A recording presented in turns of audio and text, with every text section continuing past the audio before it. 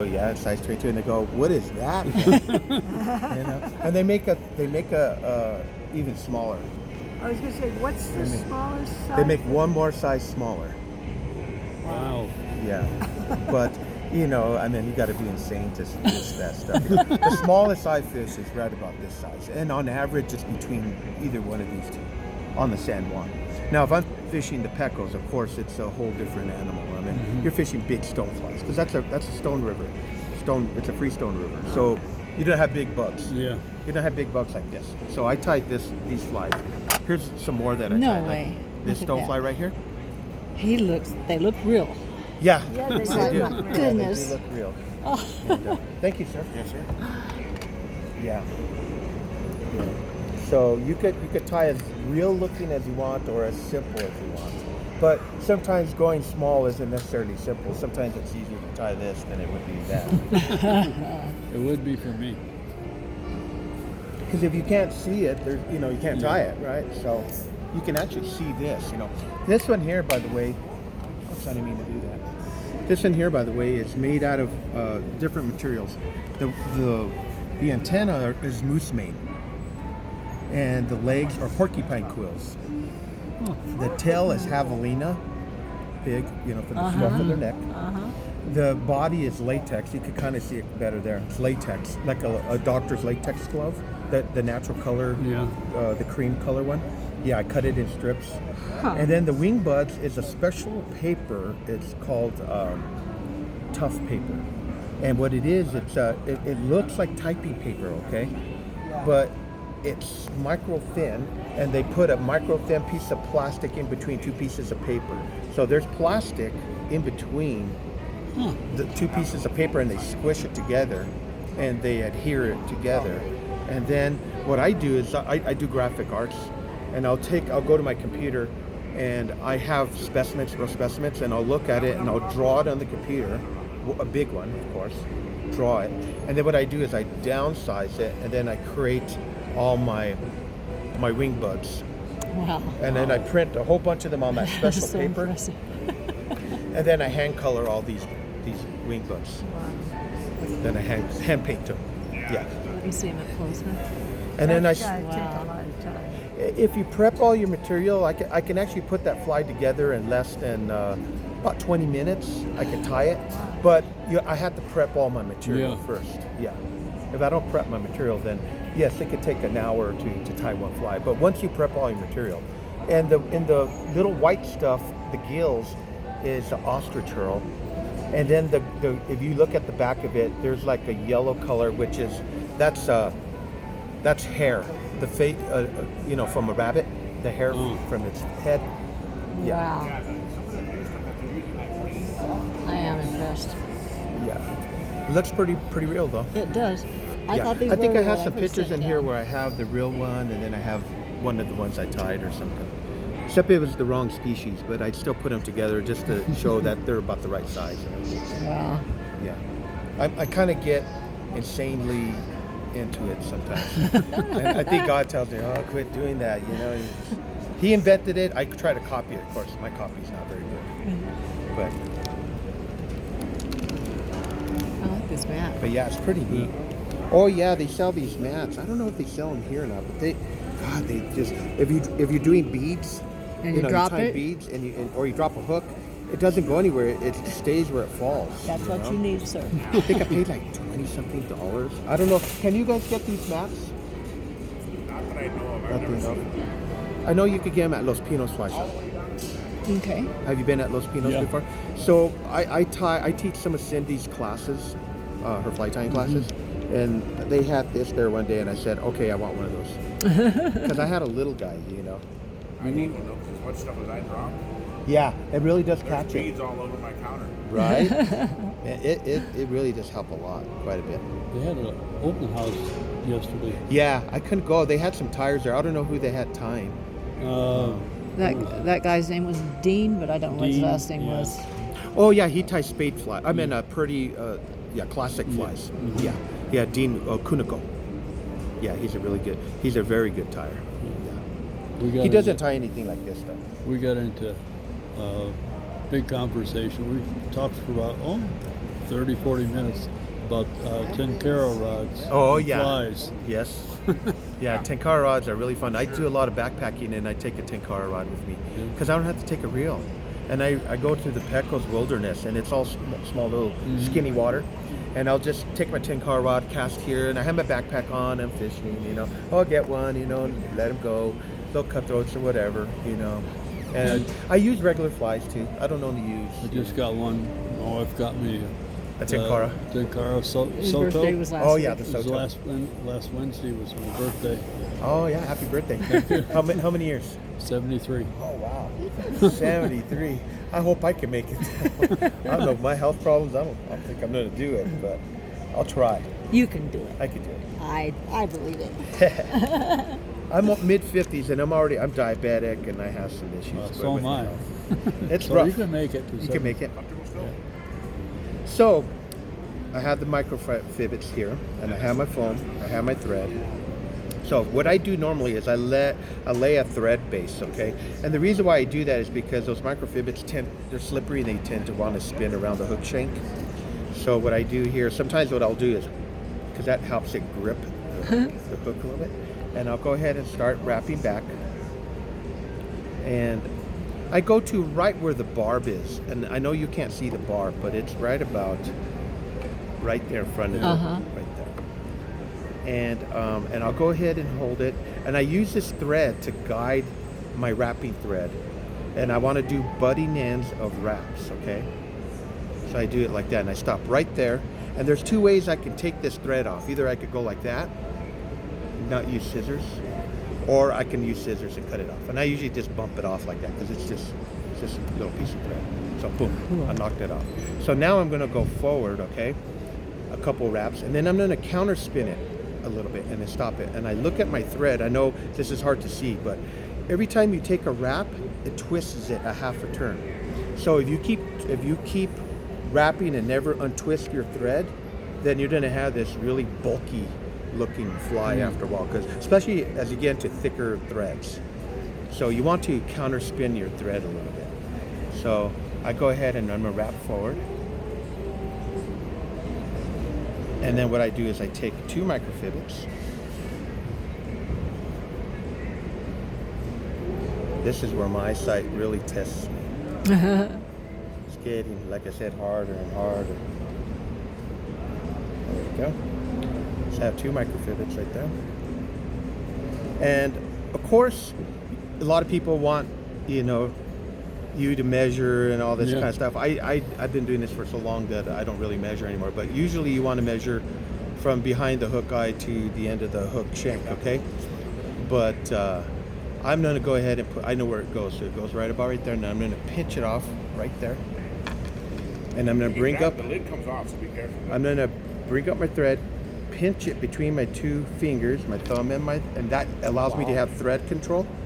So I'm going to wrap it and bring it between the hook shank and roll my fingers forward and catch those microfibbits, okay? Now, if they weren't long enough to the back, at this point, I can actually tug them and pull them back if I wanted to, okay?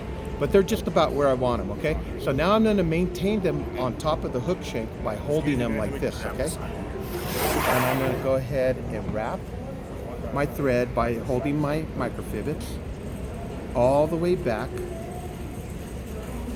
to where they end right there, okay? Now what I'm going to do is I'm going to push them forward like this, and as you can see, they already split for me, okay? Just by pushing them forward, they split, okay? So what I'm going to do here, it's kind of tricky, but I'm going to go up, back, and in between them, catching that furthest one towards you guys and under, and then holding my finger, they're still coming behind it and going forward in between them and going all the way around, and now they're captured, split forever. Wow. Okay? Like that. Now I'm going to go ahead and roll it forward, all the way forward like that. And now I can actually cut these guys off. I can't rip these guys off because they're synthetic and they won't rip. So I actually have to cut these guys like that. Now, what I need to do is build up, again, I'm counter spinning it. It's just a habit I build into my mind. And I have to build up the body a little bit, okay? So now I'm gonna go back. And always make sure my microfibets are split. They didn't get crushed or any kind of thing like that. Because sometimes in the process, they'll get smushed down or something. And I'm gonna go back and then forward and back one more time. And what I'm doing is just building up that body a little bit, giving it a little bit of volume. And I'm gonna go ahead and come forward, and I'm gonna stop shy about 1 to 2 turns from the hook eye, okay? So right there, okay? So it's not quite to the hook eye. Now I'm gonna take my foam here. This is tricky. So I'm gonna take it at the very tips of my fingers right here, okay? I'm gonna place it on top of the hook shank, right behind the hook eye. I'm gonna bring my thread up, pitch it between my fingers, and it's on the side of the foam. I'm gonna pull it down, but I'm not pulling the thread yet. I'm just pulling it between the hook shank and my fingers. I'm gonna roll again and pull at the same time, capturing that foam right there. So you don't even have to actually see what you're doing. It's more of a feel. If you do it enough, you start feeling what you're doing, okay? Because like I said, I'm wearing readers, but even my eyesight's so bad with my diabetes that it's hard for me to see. So now I'm doing it out of feel. So you can see it's caught there. Yeah. So what I'm gonna do now is I'm gonna actually smash down those little pieces of foam that I captured right there. I'm gonna keep wrapping, make sure this stays on top, it doesn't move a whole lot. And I'm building up a head, a little bit of a head. Like that. Now I have it all captured. Now what I'm gonna do is let out some thread. I'm gonna take my whip finish tool. If bigger flies, I can use my fingers. Little flies, I use this because I want to place my thread wraps where I want them to go. It's easier to do it with this. So I'm going to go ahead and start behind the head and work forward with 3 wraps. And go ahead, lock it there. And now I think my head is just about the right size I want it. But I'm going to go ahead and wrap 3 more wraps. And the reason being is because when you're fishing these flies, I don't like using glue unless I want that wet look to the fly. Yeah. So what I like to do is I like to put 2 sets of wraps on it and try not to bulk it up. And if one set of wraps fail, then it stops at the second set of wraps, okay? So this is the second set of wraps I'm gonna lay on it. Again, starting at the furthest back of the hook head, wrap 3 wraps, come around. I'm gonna put my thumb at the hook eye, give it a little tug, make sure it's tight. I'm not even gonna go like this, I'm just gonna use it like a razor blade, and I'm just gonna put it right to the thread and just cut it. Now this, I'm gonna cut it, try to cut it about 1 millimeter long, if I can. Right there. Yeah. And I'm gonna go ahead and push up these microfibets to make sure they're displayed. Now if you want, if you do like using head cement, you can put head cement wherever you want.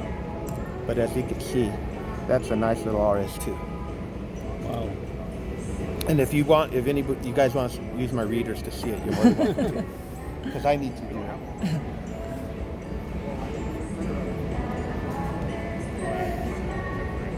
You ready to tie one like that? I'd try a 20. I think I went down to a 24 once. Yeah? I'm gonna, since They're I, not like doing it that small. I'm gonna tie something called a red analib, just to do something different because we've already, unless you want me to tie that one more time. That's pretty cool, though. You can have that if you want. Oh, thank yeah, you. I don't have nothing to put it in, but you can have that. Let's see. Oh, let me give you a cup. They have a cup here. That is so cool. Give you a bag. That's so miniature, huh? Yeah. Wow. It's amazing. Thank you. Did you want me to tie you one up too? Yes. Okay, well then I will do that right now. We'll tie it up real quick. This time I won't explain too much. I'll just go in and you'll see the motions Just that do I the take. work, yes.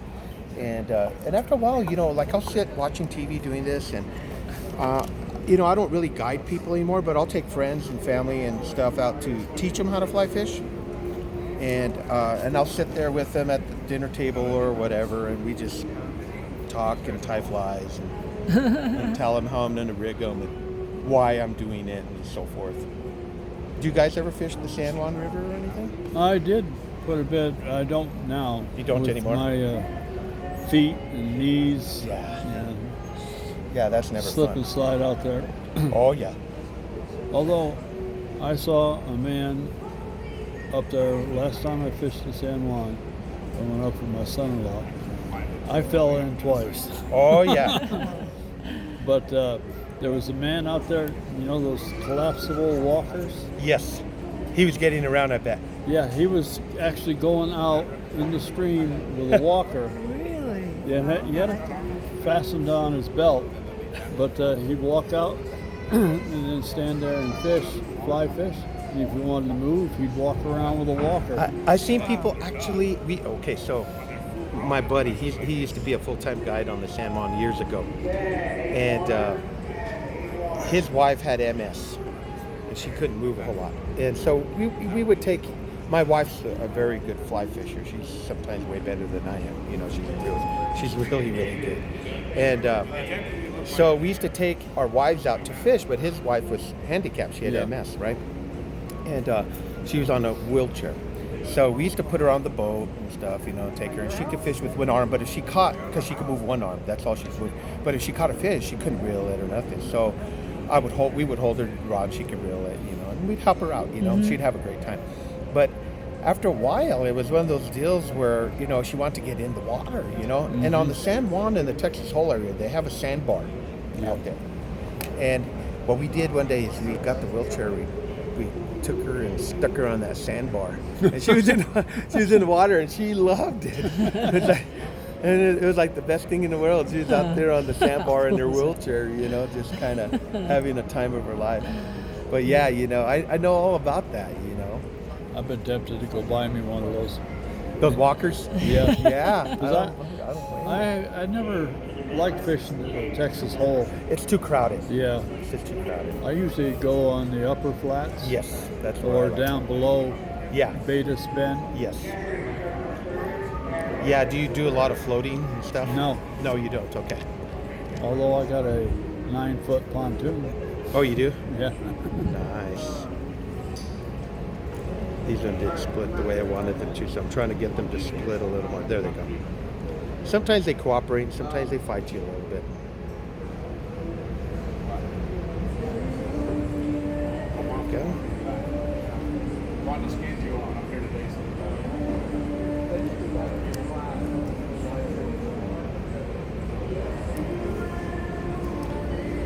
Need a little bit more thread here. So now I'm just going to build up the body real quick. And I have to untwist here in a minute. I can see my thread getting twisted. It becomes like a little rope after a while. Go.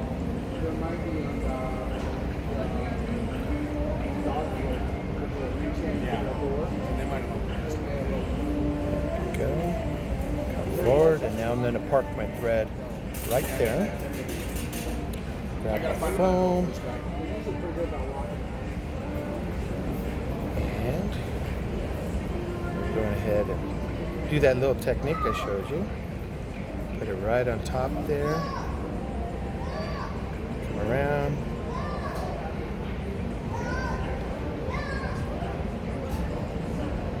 That's amazing how you could just grab that little tip of that foam. Get this here.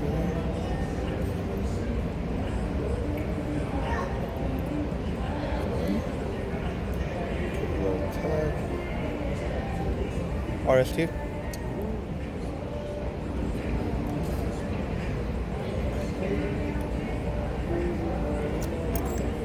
I'm going to cut this off here. Turn this to the Got some side. good scissors there, don't you? These are the little Timcos. They're the little Timcos, maybe a little long. Pull up that microfillet. Push it forward. Nice. There's one for you. Let me get a little cup for you too.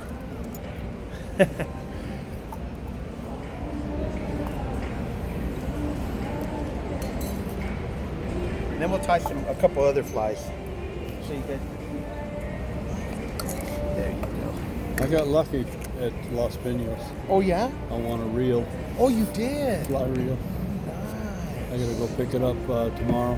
What kind was it? I'm not sure which one. They had a couple. I think they had 3 different reels up there, so I don't know which one I got. I didn't get the 4-weight 9-foot fly rod.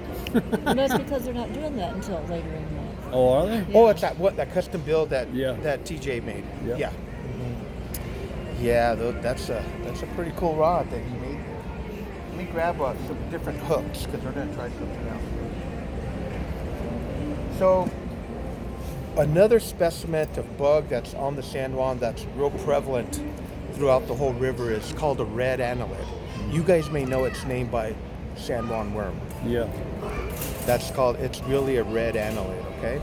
The reason why they turn orange and red colors is because they have a lot of gas in their system and it gives them that kind of, turns the brown into like a reddish orange color. In the winter time, if you're fishing the San Juan River, you want to use more of the orange colors because the colder water, they kind of lose some of that gas because it's cold. Yeah. And so they turn more of an orangey brown color. But in the summertime when it gets hot, they build more lactose gases in their little bodies and they get more red and darker browns. I might have in my phone here in a little bit and I'll show you. When I pump fish, because I take specimens, I'll pump a fish, take all those specimens and put them in a jar and I try to copy what they look like, you know. Yeah, and that's how I do all this kind of, little bug stuff. I take specimens and I copy them. So I'm going to try to imitate that with a very simple pattern, and it's a guide fly that works. And all I'm doing is I'm going to use some blood red microtubing, and I'm going to tie it on a little bit bigger hook just so you guys can see it.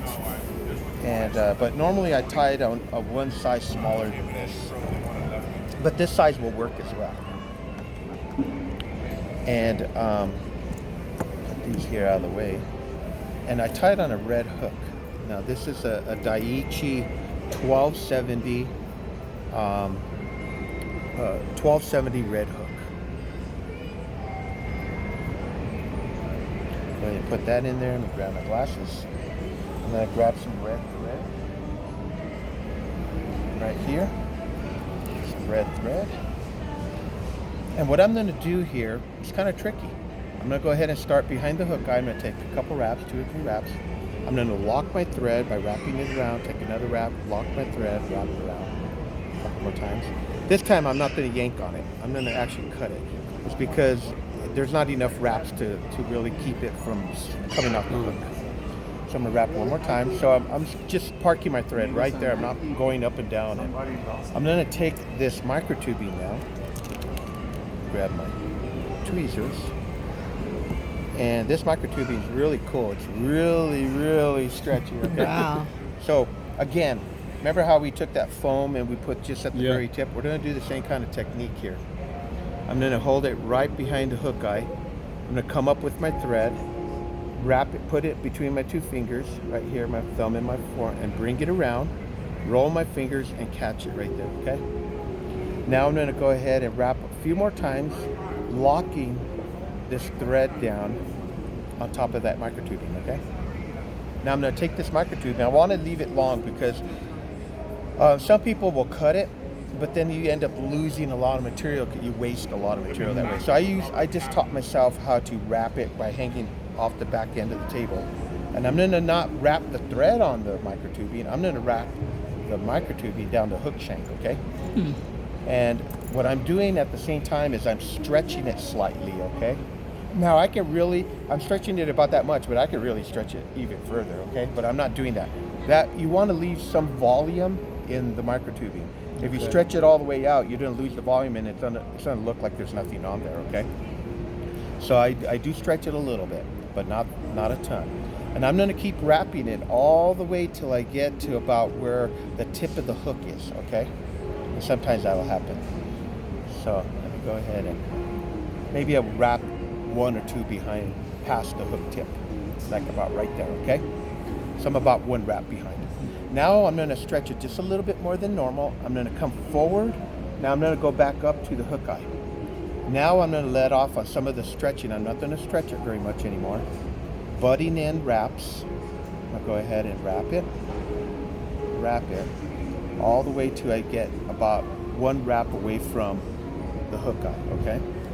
And I'm wrapping this stuff on top of itself. Now the reason why I'm showing you on a red hook, because you know it's all red, it really helps, right? But you could tie this on any type of color of hook. It doesn't matter, it could be black, it could be whatever. They're gonna still take it because it's red. So I'm about one wrap right there. Now this last wrap, I'm stretching it pretty hard, okay? I'm putting it really hard. I'm gonna come behind it twice, and then I'm gonna pull this material back towards the butting end of the hook, and I'm gonna wrap 2 more times, okay? I'm gonna stretch it quite a bit, and I'm gonna come around and cut this just like I did with the thread. I'm gonna make a couple more wraps to secure that in, and then I'm gonna go ahead and whip finish again with 3 wraps. 1, 2, 3. I don't use glue. Unless you want to make it look wet, there's no point in using glue. You're wasting your money using glue, I'm telling you. Do you use glue? On some flies. Some flies, if you want that wet look or something weird. The head just usually that's it. Yeah. And then I'm going to do another set of 3. 1, 2, 3. And that will lock that in. That will lock that in. If that first set of thread wraps will come unloose, you still have the second 3. Usually the second 3 never comes loose. You have to have a big brown trout to tear it up to do that. But as you can see, a nice red antelope. Wow. And they'll eat that all day long on the San Juan. What I do when I get there first thing in the morning, if I'm on the boat and I want to get fish immediately. I mean, I want to be first or second cast, I want to be on the fish, okay? What I do is I put one of those below a bunny leech. I'll have a bunny leech, and then I'll drop that first thing in the morning on the Texas hole. If I'm drifting in the boat, put that. I'll get a fish within less than a minute. I will be on a fish. Did you want me to tie you one up too? I will do that. That one's for you. Oh, here. But actually, I have a hook right there. Yes, and I know you guys are together, right? Yeah. We're gonna drop those, and I don't want to. Soon to I don't be. have to pick them up. Yeah. Soon to be 50 years together. Oh, really? My wife and I have been married 33 years now. Thank God. 50 in May. And the problem wasn't her. I guarantee it was not her. He's already told me I was the problem. I'm trying to fix that. So it'll take another 30 years. So here I'm going to wrap it 2 or 3 times like I did before. Wrap it around. What's the purpose of wrapping it around? So if I didn't do that, and then I started wrapping that with all that tension from this, it'll pull all that thread loose. If I didn't lock that thread in, and as soon as I start wrapping that round thing, this thread bobbin would just fall bloop, right there. It wouldn't even have enough strength to hold all that tension at all. So I'm going to take a couple more wraps here to make sure it's in. Again, I'm going to take just the tip of it, like that, and I put it right there. Come in between my index finger and my thumb, roll it, catch it. There it is. Now it's trapped in there really well, okay? And again, slightly stretching it as I go down the hook shank. And notice how with my left hand, I'm pulling it back towards me to keep that long piece of material away from everything on the table if I can. That way I don't waste any material. If I didn't do that, if I had to cut my material, I'd be wasting tons and tons of material, you know? And so I got that far back now. One wrap past the hook tip, okay? Now I'm gonna come up, stretch it quite a bit because now I'm doubling up by wrapping back on itself, okay? So I'm coming forward as you can see. Now I'm gonna let up just a little bit. And now I'm gonna let up a whole bunch of just like I did before. That's about as much tension as I wanted, so it works really well. And if you tie this on like I said, just a normal hook, you know, any shape of hook that you want to use it on, nymph hook, it works. And you could tie them all the way up for the San Juan. And it doesn't sound weird because I'm showing you tiny stuff. In the wintertime, you could tie them all the way up to a size 12. Wow. And they will hit it. Guaranteed. Yeah. Yeah, they will hit a size 12. And people don't believe me, and then I show them, and they're like, how in the world do they do that? It's because what happens in the wintertime is, I don't know if you ever heard this, but the lake above will turn kind of like an antifreeze color. And the reason is because the hydraulics of the lake above, the water below becomes warmer than the water on top. Because of wintertime, all the surface water is colder than the water below, okay? I don't know what the temperature difference has to be, but the hydraulics of the lake will start turning that water. The warmer water will rise through the cool water, and some of it will cool as it rises, but a lot of it will turn. And when that happens, it dislodges all those critters on the bottom of that lake and lifts them up, okay? Because they're very light. I mean, when you were a kid, have you ever seen it rain frogs? Because it's picking up eggs. That's how light those eggs are. So it's picking up these very light bugs and taking it up with the hydraulics of that whole effect of the heat and cooling. And it's lifting it up. And some of those bugs start dislodging through all the dam, it's coming through the bottom of the dam. And here comes all these big bugs coming down the river, and all these fish are going, yum, yum, yum. I'm going to eat them. They're eating them, right? So that's what happens. The hydraulics of that lake, with the water being warmer in the bottom and the cold water of the surface in the wintertime, turns that lake over. And you could tell when it's turning over because it becomes kind of like an antifreeze green color. And as soon as you see that color, it's like, I'm putting on orange and red. and I probably never change my fly all day long. Unless they bite it off or bend it straight or something. I won't change flies usually. Or unless I just testing flies. I'll test flies. I'll think, okay, I caught enough fish, let's test some flies, and test some purples and crazy colors, that over. But yeah, most people don't know that happens, but it does. Yeah. Are you familiar with that? Yeah, with the lake rolling over. Yeah, a lot of people don't even realize, why does it do that? And it's because the winter creates that surface water, makes it a lot colder, And I know I'm kind of doing it fast right there, but sometimes when I'm by myself, I'm just tying and you just do them faster and faster and faster. So that nice little red annelid. What size do you normally tie them on? I tie them at one size smaller, so I'll show you the hook that I tie them in. And the reason is because these big fish, they're so used to eating tiny. That's just one size smaller. They're so used to eating tiny, and if you're a little early in the wintertime before the lake turns over, then they'll eat the tiny stuff even into eating the big stuff. They'll still eat tiny stuff. So if I'm going to air